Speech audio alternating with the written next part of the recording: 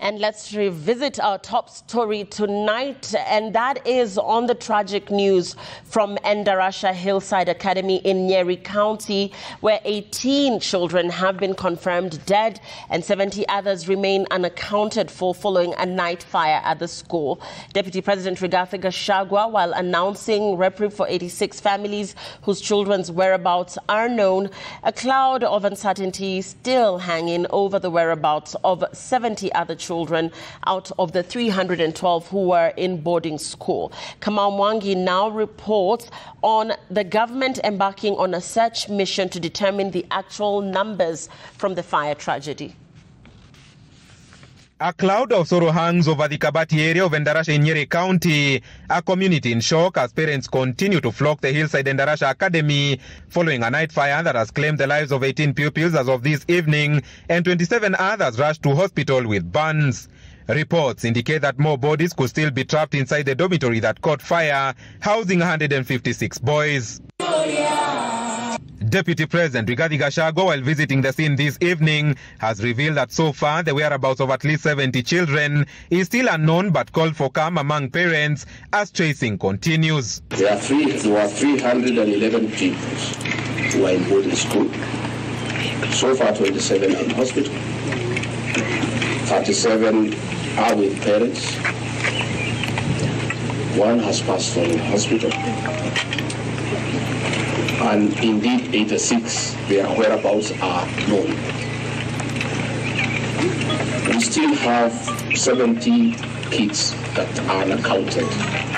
However, contrary to reports that the fire that consumed the boys' dormitory started at around 11 p.m., Citizen TV has learned that parents started receiving distress calls from their children at about 10:40 p.m. Thursday evening, informing them that their dormitory was on fire. Tales that show that the fire could have started much earlier. But that does not mean that they are perished or they are injured. The word is that they are unaccounted for. We are praying and hoping for the best. Following the inferno, further reports indicate that most children fought to save their lives from the fire. One of the children says that they saw smoke and fire emanating from the main door of the dormitory, while some managed to escape through the window. Others remained trapped and were consumed by the raging fire that was only put out at 3 a.m. This incident prompted an early security meeting convened at the school by Interior Cabinet Secretary Kithure Kindiki, even as other agencies led by Red Cross led contact tracing efforts among parents and children who had remained behind at the institution. I know the country would like to know what the numbers look like and so forth and so on. Unfortunately, at this juncture, I am afraid that we cannot provide conclusive information on some of the questions the public and members of the press could be having. Government will stand with them in all processes that starts from now going forward,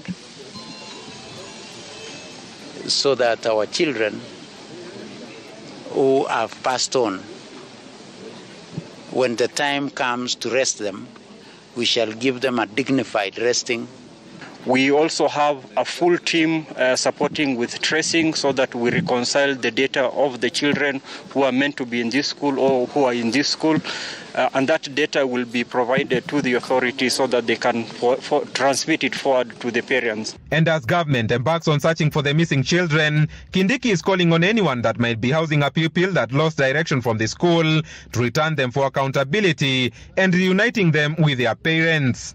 Some of the children tried to escape the tragedy, and they ended up being hosted by neighbors and the community around. And so there are some children who are still alive and well, but they are, of course, traumatized, and they are in the hands of those who gave them refuge last night in that early morning.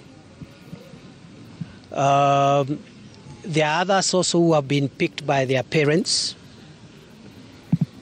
but definitely we have lost some children. Even as government commits to undertake thorough investigation to unearth what happened here, parents remain confused as some of their children cannot be accounted for. Kamau Mwangi, Endarasha, Nyeri County.